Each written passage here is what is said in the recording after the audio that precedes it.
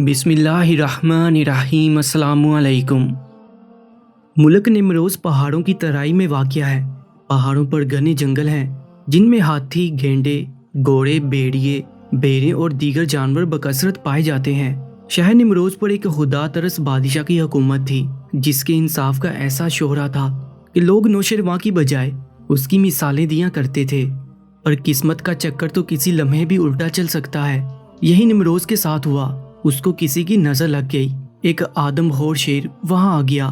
सुबह, दोपहर, शाम जिस वक्त उसे भूख लगती वो जंगल से शहर में आ जाता और अपनी भूख मिटाता। उस शेर के बारे में एक चीज अजीब थी, वो सिर्फ औरतों का शिकार करता था। मर्दों को वो सिर्फ उसी वक्त मारता जब वो किसी औरत का शिकार करने में उसके खिलाफ मुजाहमत करते। शेर का ऐसा खौफ तारी हुआ कि दिन के वक्त भी गली कूचे वीरान हो गए। सब शहरी अपने अपने घरों को ताले लगाकर और खिड़की दरवाजों को मजबूती से बंद करके घर में छुपे रहते। सिर्फ बालिग मर्दों को बाहर निकलने का हौसला होता क्योंकि उन्हें पता था कि शेर उन्हें नुकसान नहीं पहुंचाएगा। बादशाह तक ये खबरें पहुंची तो उसने दरबार खास तलब कर लिया ताकि इस मसले पर गौर-व-होश किया जाए। उसने वजीर आजम से राय तलब की, वहशी दरिंदे से औरतों को कैसे बचाया जाए, इस मसले का क्या हल है। वजीर आजम ने कहा कि हमारे पास तो आदादो शुमार नहीं है, लेकिन सुना है कि शेर अमूमन उस औरत को शिकार बनाता है जो सुर्ख या गुलाबी लिबास पहनती है। अगर औरतों पर पाबंदी लगा दी जाए, वो सुर्ख या गुलाबी कपड़े नहीं पहनेंगी तो शेर उन्हें नहीं मारेगा। बदकिस्मती से दरबारी मस्खरे ने इस मौके पर बोलने की गलती कर दी। उसने कहा कि मेरी सोच के मुताबिक, लेकिन उसकी बात काटकर दरबारी हंसने लगे। बादशाह ने हंसते हुए कहा, मियाँ मस्खरे, तुम अब सोचने भी लगे हो। क्या तुमने सुना नहीं कि वजीर आजम ने क्या कहा है? वो इसी वजह से वजीर आजम है कि वो बहुत अक्लमंद है और तुम इस वजह से शाही मस्खरे हो कि तुम सोच नहीं सकते और तुम्हारी बेवकूफ़ियों पर सब हंसते हैं। बादशाह ने हुक्म जारी किया कि आइंदा से कोई औरत सुर्ख या गुलाबी लिबास नहीं पहनेगी और अब तमाम लोग घरों के दरवाजे खोल दें। औरतें अपने काम दोबारा मामूल के मुताबिक सरअंजाम देने लगी। बदकिस्मती से उसी शाम शेर ने एक और औरत का शिकार कर लिया। उसने सब्ज कपड़े पहने हुए थे। बादशाह ने अगली सुबह दोबारा दरबार लगाया और फिर गौर होने लगा कि शेर के हमले की क्या वजह हो सकती है और मसले को कैसे हल किया जाए और वहशी दरिंदे से औरतों को कैसे बचाया जाए। इस मर्तबा कोतवाल ने बात की, मेरे ख्याल में मसला कपड़ों की रंगत का नहीं है। उस औरत ने लहंगा पहना हुआ था। शेर समझा कि ये कोई बहुत मोटा ताज़ा सा शिकार है जिसमें से खूब गोश्त निकलेगा, इसलिए उस पर हमलावर हो गया। दरबारी मस्खरे ने दोबारा बोलने की कोशिश की। मेरी सोच के मुताबिक बादशाह अपना पेट पकड़कर हंसने लगा और बाकी दरबारी भी हंस हंस कर दोहरे हो गए और मस्खरे की बात कहकहों के शोर में दब गई। कोतवाल की बात सबकी समझ में आ गई थी। चुनाचे बादशाह ने हुक्म जारी कर दिया कि आइंदा शहर में कोई औरत लहंगा नहीं पहनेगी और सब औरतें बेफिक्र होकर गली मोहल्ले और बाजार में आज़ादी से घूमे। हुआ यूं कि उस शाम एक और औरत को शेर उठाकर ले गया। उसने ना तो सुर्ख कपड़े पहन रखे थे और ना ही लहंगा। बादशाह ने दोबारा खसूसी इजलास तलब कर लिया और पूछा, वहशी दरिंदे से औरतों को कैसे बचाया जाए, इस मसले का क्या हल है। अब दरबारी मस्खरे ने सबसे पहले बोलने की कोशिश की। मेरे ख्याल में सब ज़ारों की तार हंसने लगे। बादशाह ने हाथ उठाकर मस्खरे को मजीद कुछ कहने से मना किया और अपने उस्ताद से मुखातिब हुआ, या हजरत, वजीर और कोतवाल का मुशाहदा तो गलत निकला। आप दोनों जहानों का इल्म रखते हैं, हमें बताएं कि इस मसले का कैसे हल किया जा सकता है। शेख साहब ने फरमाया, मसला लिबास के रंग या किस्म का नहीं है, मसला लिबास की तराशो खराश का है।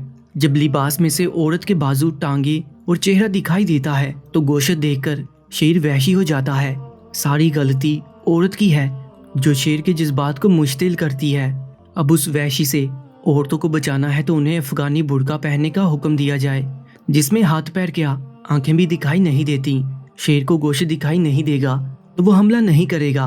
मस्खरे ने फिर बोलने की कोशिश की। मेरे दिमाग में ये बात आती है। सब दरबारी बेतहाशा हंसने लगे।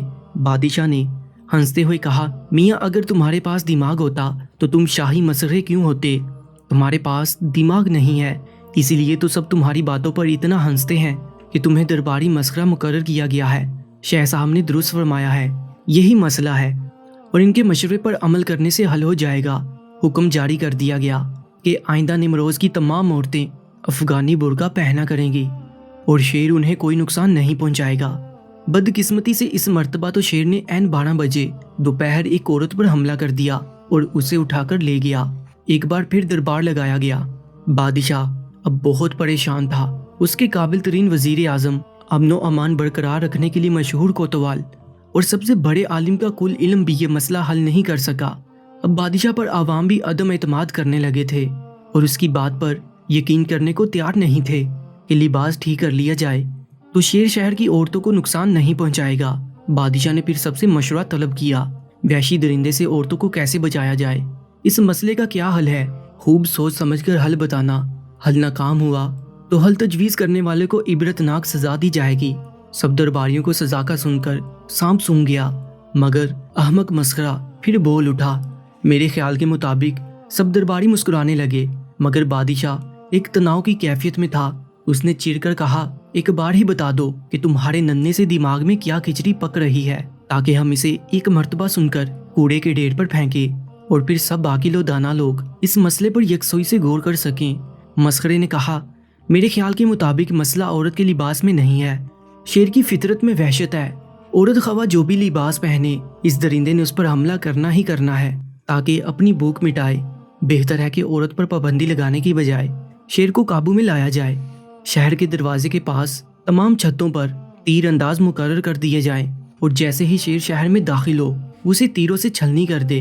किसी दूसरे दरबारी ने कोई मशवरा ना दिया तो बादशाह ने लाचार होकर मसखरे की तजवीज़ के मुताबिक छतों पर तीर अंदाज मुकर्रर कर दिए।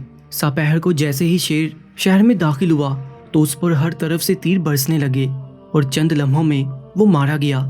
ये देखते ही शहरी अपने घरों से निकल आए और पूरे निमरोज में एक बड़ा जश्न मनाया जाने लगा। अब औरतें उस वहशी दरिंदे से महफूज हो गई थीं। प्यारे दोस्तों, दरिंदे को काबू करना मुफीद होता है। लिबास पर पाबंदी लगाने से वहशत नहीं रुकती। लिबास जैसा भी हो, दरिंदा अपनी फितरत पर चलता है। प्यारे दोस्तों, ऐसी ही सबकामूस कहानियों के लिए Urdu story time YouTube channel को सब्सक्राइब कर लीजिएगा। अपना बहुत ज़्यादा ख्याल रखें। अल्लाह निगहबान।